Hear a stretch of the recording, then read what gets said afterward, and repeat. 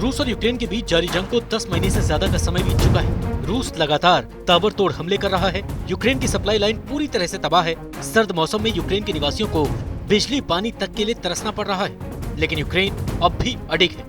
युद्ध की शुरुआत में भले ही रूस ने बहुत तेजी से यूक्रेन के शहरों पर कब्जा किया था, लेकिन समय के साथ यूक्रेन के पलटवार ने रूसी सैनिकों को कई मोर्चों पर बैकफुट पर धकेला, जिसने ये बता दिया कि पुतिन के लिए ये युद्ध उतना भी आसान नहीं जितना कि शुरू में सोचा गया था। और अब तो खुद रूस के राष्ट्रपति व्लादिमीर पुतिन ने इस बात को कबूल किया है कि यूक्रेन को जितना मजबूत बताया गया था वो उससे कहीं ज्यादा मजबूत निकला। द न्यूयॉर्क टाइम्स की एक खबर के मुताबिक व्लादिमीर पुतिन ने कहा कि ये युद्ध शायद जितना हमने सोचा था उससे कहीं ज्यादा कठिन होने जा रहा है, लेकिन साथ में ये भी कहा कि युद्ध उनके इलाके में हो रहा है, हमारे इलाके में नहीं।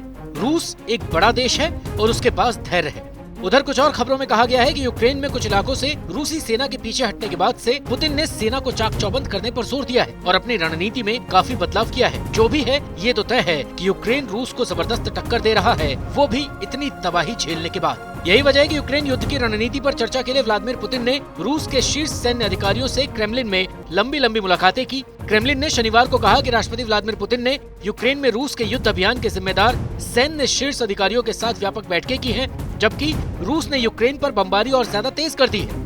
क्रेमलिन से जारी एक बयान में बताया गया कि शुक्रवार को राष्ट्रपति व्लादिमीर पुतिन ने पूरा दिन यूक्रेन में विशेष सैन्य अभियान में शामिल सैन्य कर्मियों के साथ बिताया। पुतिन ने रक्षा मंत्री सर्गेई शोइगु और जनरल स्टाफ के प्रमुख वालेरी गेरासिमोव के साथ बैठक की और अलग अलग सैन्य कमांडरों के साथ युद्ध पर आगे की रणनीति को लेकर चर्चा भी की। इन सब के बीच पिछले कुछ हफ्तों से रूस ने यूक्रेन के कई शहरों पर लगातार मिसाइलों की बौछार जारी रखी है, जिसकी वजह से यूक्रेन के कई शहर अंधेरे में डूब गए हैं। राजधानी कीव से लेकर बॉर्डर तक के शहरों में पानी और हीटिंग की सप्लाई कट गई और लोगों को 0 से नीचे तापमान में कड़ाके की ठंड सहने के लिए मजबूर होना पड़ा है। कई इलाकों में लगातार हार के बाद रूस ने अक्टूबर के बाद से यूक्रेन की सैन्य संबंधित सुविधाओं के साथ ही उसकी बिजली सप्लाई को सबसे बड़े पैमाने पर अपने हवाई हमलों का निशाना बनाया है। फ्रांस और यूरोपीय संघ ने कहा कि कड़ाके की बर्फीली ठंड में यूक्रेन के नागरिकों को बिजली और गैस की सप्लाई से दूर रखने के लिए किए जा रहे लगातार हवाई हमले एक तरह से युद्ध अपराध है। यूरोपीय संघ के विदेश नीति प्रमुख ने इन हवाई हमलों को बर्बर करार दिया है, लेकिन हमले अब भी जारी हैं। यूक्रेन के सामने इस वक्त रूसी सैनिकों का मुकाबला करने के साथ ही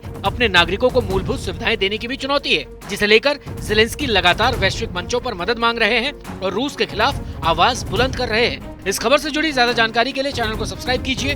वीडियो अगर आपको पसंद आया है तो लाइक कीजिए और शेयर करना बिल्कुल भी मत भूलिए।